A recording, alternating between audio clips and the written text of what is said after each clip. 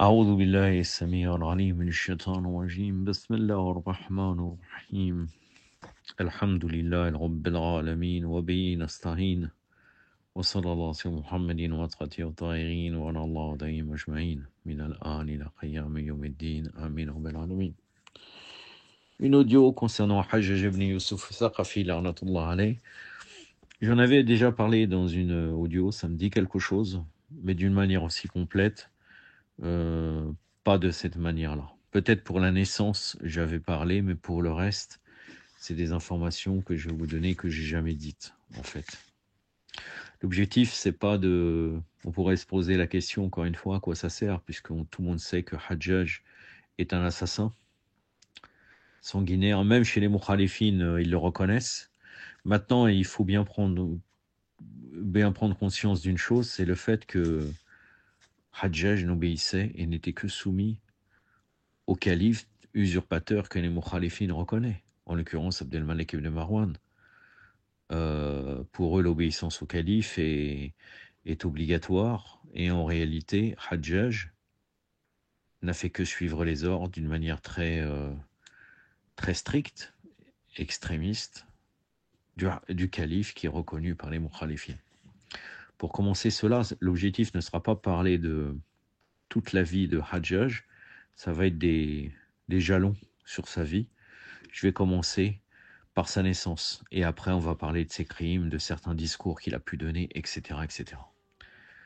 Donc l'origine de la prédisposition d'Al-Hajjaj ibn Yusuf ibn Abi Aqil al-Saqafi, puisque c'est son nom complet, a versé le sang. Donc là on va citer un récit concernant sa naissance. Ce dernier vint au monde difforme et il avait l'anus obstrué. On fut obligé de le lui percer. Il refusa de prendre le sein de sa mère ou d'une nourrice, ce qui mit ses parents dans une grande perplexité.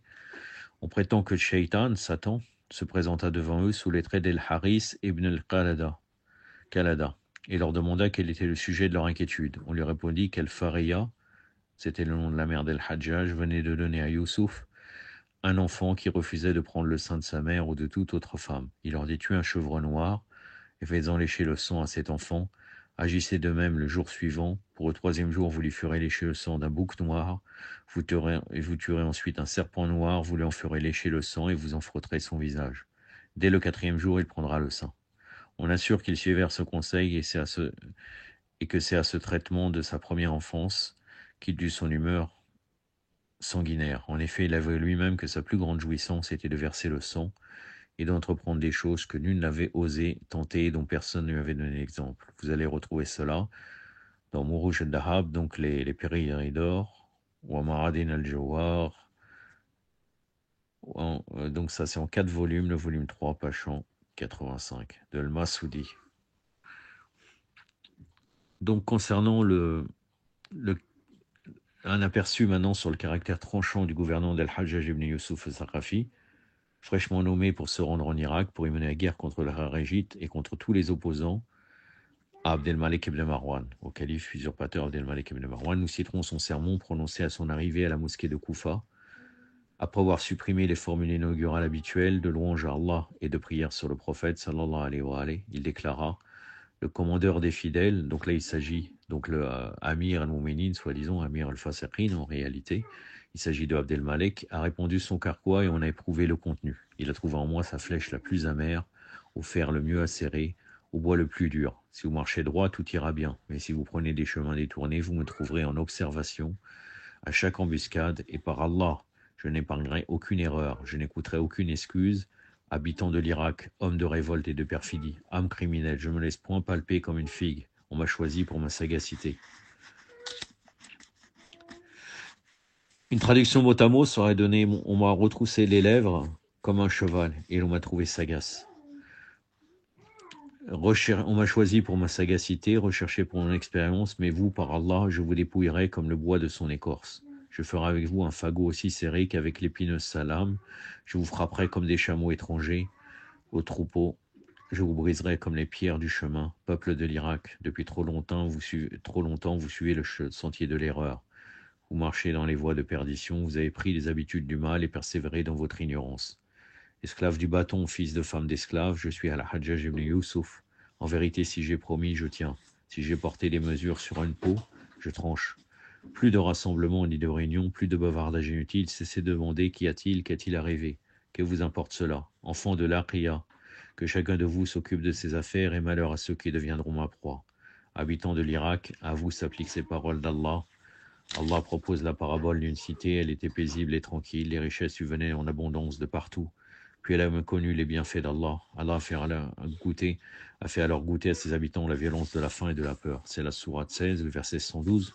Je ne vais pas vous le citer comme à l'habitude en arabe, en essayant de le dire en arabe, parce que ça n'a pas une valeur d'argument. Là, vous voyez très bien que pour lui, elle était paisible et tranquille, c'est-à-dire l'endroit où il y a l'obéissance envers le calife usurpateur. Les richesses lui venaient en abondance de partout, soi-disant, par le calife usurpateur. Et elle a méconnu les bienfaits d'Allah, c'est-à-dire qu'elle a un problème avec le calife usurpateur. Pour lui, c'est le bienfait d'Allah. Et donc, la violence de la faim et de la peur, c'est Hajjaj qui l'a fait. Ou bien les usurpateurs avec lui, les gouverneurs.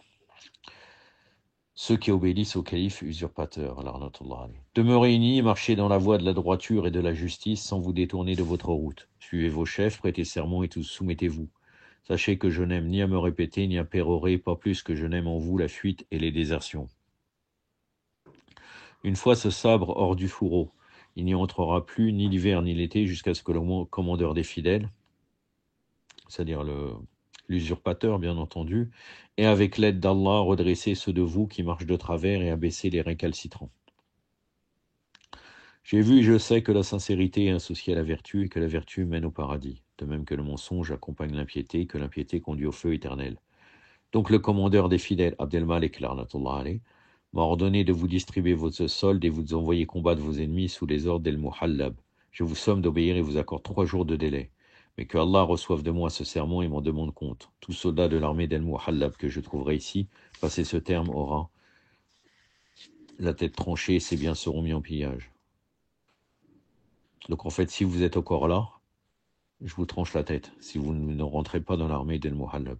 Puis ça descend un secrétaire et maintenant donne leur lecture de la lettre du commandeur des fidèles, Abdelmalek, alayh. Donc ça c'est toujours dans le Mourajat d'Arab, donc les Prairies d'Or, le volume 3, page 148 à 149.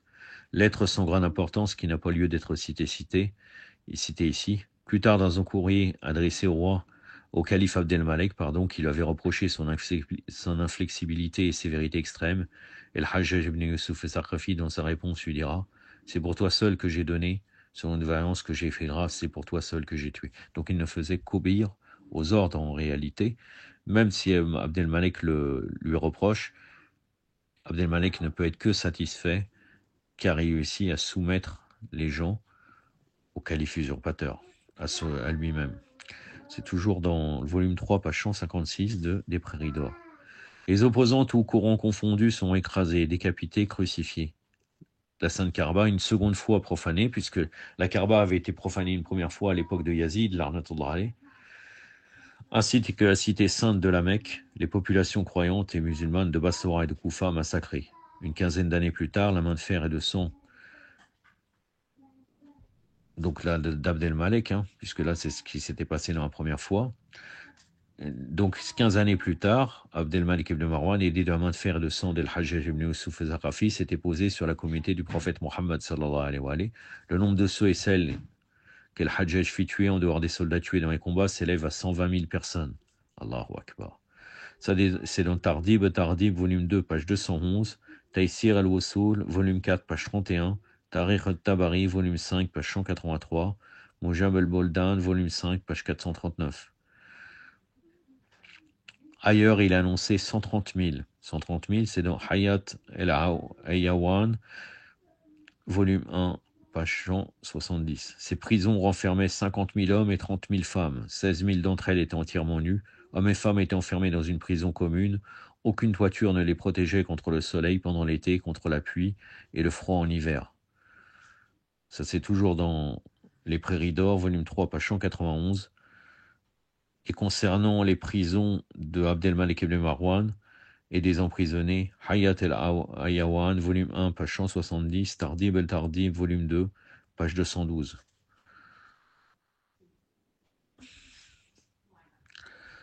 Donc il cette prison les protégeait ni contre la pluie et le froid en hiver, ni contre le soleil. Lui-même avouait qu'il était fier d'avoir versé tant de sang. Par Allah, il n'y a personne sur terre qui puisse se vanter d'avoir versé autant de sang que moi.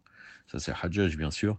C'est dans Tabaqat ibn Sa'd, volume 6, page 166. Page 66, pardon.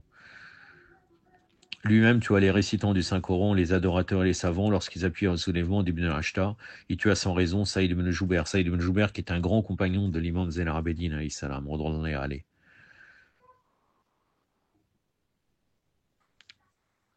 Hajjaj portait atteinte à la sainteté du prophète Mohammed sallallahu alayhi wa sallam en prenant à témoin le peuple devant lequel il s'adressa à Allah en ces termes. Quel est le meilleur des deux, ton messager Mohammed sallallahu alayhi wa sallam ou ton calife Abdel Malik? Vous allez trouver ça dans Rasaël de Jahez, page 297. El Makrezi, El Niza wa Takhasum, page 27. Il châtiait et se moquait de tous ceux qui rendaient visite, qui faisaient ziyara à la tombe du prophète sallallahu alayhi wa sallam, criant et fort, malheur à eux. Ils tournent autour des murs et d'os en décomposition. Na'oudou billah, astaghfirullah. Pour quelle raison ne vont-ils pas en faire autant autour du palais d'Abdelmalek, le commandeur des fidèles? Ignore-t-il que le calife est meilleur que le messager? Ça, c'est dans le commentaire de Ibn Adid el-Murtazili de Naj al-Balara, Shar al-Naj, volume 15, page 242, et Nasai al-Kafiya, Liman Yatawallah Muawiya, page 81, El-Bidaya wa Nihaya, volume 9, page 136. À quoi il faut ajouter, d'après les historiens, son plaisir à abaisser et offenser les grands compagnons du messager sallallahu alayhi wa alayhi. La somme d'atrocités et d'exactions commises par le Hajjaj ibn Yusuf al-Thaqafi sur les croyants et croyantes, musulmans et musulmanes, est considérable. On ne peut pas les citer tous ici. Mais sur ce sujet, vous pouvez revenir à Wafayat el-Rayoun, volume 2, El-Rayan, volume 2, page 30. Et concernant la constante hostilité d'El-Hajjaj ibn Yusuf al-Thaqafi à la compte des Ahl-al-Bayt, alayhi salam, un jour il écrivit au Abdel Malek que s'il voulait maintenir le salut de son royaume, qu'il assassine l'imam Sajjad, alayhi salam. Mais Abdelmalek, il a refusé de suivre son conseil et lui répondit: épargne-moi le sang de la famille d'Abu Taleb. L'expérience m'a prouvé que la royauté sofianite s'est éloignée de la famille de l'Harb, le grand-père de Muawiyah, toutes les fois qu'on a répandu ce sang. Et le Hajjaj ne les épargna donc que pour éviter d'ébranler cette dynastie et non dans la crainte d'offenser Allah Azzawajal. Ça, c'est toujours dans le Mourajad d'Arab, donc les Prairies d'Or, le volume 3, page 194. De plus, lorsque l'imam Sajjad fut informé des odieux conseils d'El-Hajjaj et du refus d'Abdelmalek, il lui en témoigna de la gratitude. Ça, c'est dans le livre de Sayyid al-Hakim, El-Kharij wal-Jarir, c'est en forme de manuscrit, le numéro 231.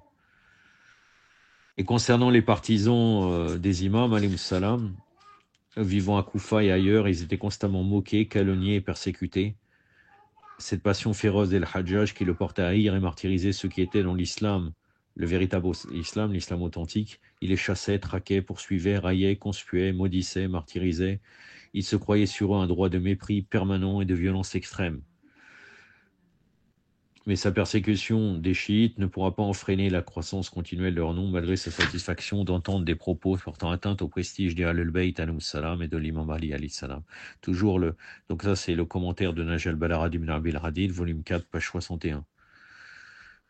Ajoutons sa satisfaction d'avoir entendu Ali ibn Asma se plaindre de lui et de ses parents qui lui avaient donné le nom d'Ali. Donc là, Ali ibn Asma, il se plaignait d'avoir eu comme prénom Ali, et qui lui demandait de changer pour un autre, ce que fit le Hajjaj en s'empressant de lui faire des cadeaux en récompense de sa décision d'abandonner le nom de Ali. Subhanallah. Wafayat al-Rayan, volume 3, page 175. Ajoutons aussi qu'Al-Hajjaj faisait fouetter toute personne qui refusait de maudire l'imam Ali alayhi salam, comme dans le cas d'Atiya ibn Saud al-Hawfi, qui fut administré 400 coups de fouet en punition de son refus de maudire l'imam alayhi salam. Ça, on trouvera ça dans Shadarat el-Dahab, volume 1, page 144.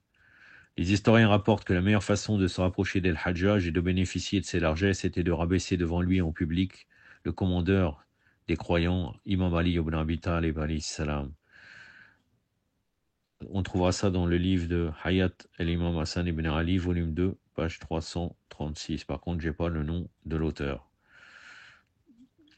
Hisham el-Kalbi a rapporté que les enfants d'Orad les enfants d'Awad provenaient des enfants de Sad, enseignaient aux leurs la manière de maudire Ali ibn Abi Talib, alayhi salam. Al-Hajjaj ibn Yusuf al-Saqafi en dit quelques vilains propos à Abdullah ibn Anis. Celui-ci lui dit: ne parle pas ainsi, que Allah protège l'Amir, répliqua Abdullah. Nous possédons des mérites qui n'ont pas les autres Arabes. Quels sont-ils? Le nom du commandeur des fidèles, Osman, n'a jamais été injurié dans une de nos assemblées. En effet, c'est bien un mérite. Ça, à chaque fois, c'est Hajjaj qui lui dit c'est un mérite. À Siffin, 70 soldats de notre tribu combattaient sous les ordres du commandeur des fidèles, Naoudou Billah, commandeur des fidèles, Muawiyah, l'arnatullah alayh, et un seul avec Abu Turab, alayhi salam, donc l'imam Ali, alayhi salam. Encore était-ce, d'après ce que j'ai appris, un mauvais sujet. En effet, c'est bien un mérite. Jamais aucun de nous n'a épousé une femme qui n'ait eu pour Ali de l'amour ou de la sympathie. En effet, c'est bien un autre mérite. Pas une de nos femmes n'a manqué de faire le vœu d'offrir 10 brebis de son troupeau si El-Hossein, alayhi salam, était tué à Karbala, tout ont accompli leur vœu. En effet, c'est bien un mérite. Nul de nous n'a été mis en demeure d'injurier et de maudire Abu Tarab, Imam Ali alayhi salam, qui ne l'a fait en disant: je vous ai ajouté ses deux fils, El-Hassan et El-Hossein, et leur mère Fatima. Alayhi salam ajmaïn. En effet, c'est bien un mérite de plus. Ça, tu trouveras ça toujours dans Les Prairies d'Or, le volume 3, page 165 à 66. Selon notre version, Abdellah ibn Ali dit à Hajjaj ibn Yusuf al-Saqafi: ne parle pas ainsi au Amir, car nous possédons des mérites dont se vantent les Quraysh et les Saqif. C'est pratiquement le même riwaya, sauf que la différence, c'est qu'il y a quelques petites différences notoires qui sont un peu importantes. Donc Al-Hajjaj congratula l'homme et lui demanda: quels sont vos mérites? L'homme répondit: nous n'avons jamais déprécié Osman ibn Affan dans nos réunions, ni l'avons mentionné en mal. El-Hajjaj ajouta: ceci est bien un mérite. L'homme poursuivit: nous n'avons parmi nous aucun rebelle. Donc un rebelle, dans cet esprit-là, c'est le rebelle envers le calife usurpateur. El-Hajjaj ajouta: ceci est bien un mérite. L'homme reprit en citant les mérites de ces gens: aucun de nous n'a participé à une assemblée d'Abu Turab. Sous-entendu, Imam Ali alayhi salam, à l'exception d'un seul, ce qui le fit tomber en déchéance et rejeté par nous. El-Hajjaj fut ravi d'entendre ces propos et dit: ceci est bien un mérite. L'homme continua: lorsque l'un d'entre nous décide d'épouser une femme, il commence toujours par lui demander si elle aime ou non Abu Turab, alayhi salam. Si elle déclare l'aimer, alors l'homme se détourne d'elle et ne l'épouse pas. El-Hajjaj avoua: ceci est bien un mérite. L'homme persévéra: nous n'avons jamais donné le nom d'Ali à l'un de nos fils, ni celui d'El-Hassan, ni celui d'El-Hussein, ni n'avons donné le nom de Fatima alayhi salam à l'une de nos filles. El-Hajjaj avoua: ceci est bien un mérite. L'homme insista. Lorsque El-Hussein alayhi salam arriva en Irak, l'une de nos femmes fit le vœu que si Allah lui donnait la mort, elle ordonnerait que 10 chameaux soient égorgés. Lorsqu'il fut tué, elle réalisa son vœu. El-Hajjaj n'avait pas tant espéré de l'homme et dit: ceci est bien un mérite. L'homme persista. Il fut ordonné à l'un de nos hommes de renier et maudire Ali. Alors il déclara: je renie et maudis non seulement Ali, mais aussi El-Hassan et Al-Hussein. Salawatullah alayhima. El-Hajjaj se précipita à dire: par Allah, ceci est bien un autre mérite. L'homme termina en déclarant: le commandeur des fidèles, Abdelmalek l'arnatullah alayh, nous a dit que tu étais le vêtement qui vient sous le vêtement du dessus, autrement dit le plus proche de lui, ainsi que l'Ansar après tous les Ansar. Et el-Hajjaj termina lui aussi en répétant: ceci est un mérite de plus. Ça, c'est dans Bihar et la Noire de Al-Majlisi, Ordonnance Alayh, volume 46, page 119 à 120. On voit très bien qu'en réalité, il est l'envoyé du calife, usurpateur, al-Hajjaj, et en réalité, quand il se plaint Abdelmalek de éventuellement trop s'étruire, c'est qu'une position de forme. Au fond de lui, il est satisfait de ce que fait Hajjaj. Et ses plus ignobles et grands ignobles crimes fut compté celui de son attaque contre la Kaaba et de son siège qui dura 6 mois et 17 nuits, dont nous parlerons 17 nuits, pardon. Il positionna ses soldats sur les versants de la montagne d'Abir Qais et leur ordonna de se servir de leurs catapultes pour faire pleuvoir sur la très sainte Kaaba des étoupes de feu et des boulets de pierre, ce qu'ils firent sans aucune retenue. Ibn Asakir, Tardib, volume 4, page 50. Après la première profanation des lieux saints de la cité de la Mecque par Yazid ibn Muawiyah, l'arnatullah alayh, celle d'El-Hajjaj entraîna son effondrement et sa reconstruction par des hommes de religion et des jurisconsultes, qui après avoir remis la pierre noire en son lieu d'origine, fut surpris de son instabilité. Alors arriva l'imam Ali as-Sajjad, alayhi salam, les présents le louèrent. Il s'empara de la pierre noire et la replaça là où elle était enchâssée. Depuis toujours, elle y demeura stable. Les présents clamèrent: Allahu Akbar, Allahumma salli ala Muhammad wa ali Muhammad. C'est dans Sirat al-Mustaqim, Zayn al-Din al-Amidi, volume 2, page 80, j'en ai fini avec ce sujet. Wa sallallahu ala Muhammadin wa atrati at-tahirin. Wassalamu alaikum wa rahmatullah.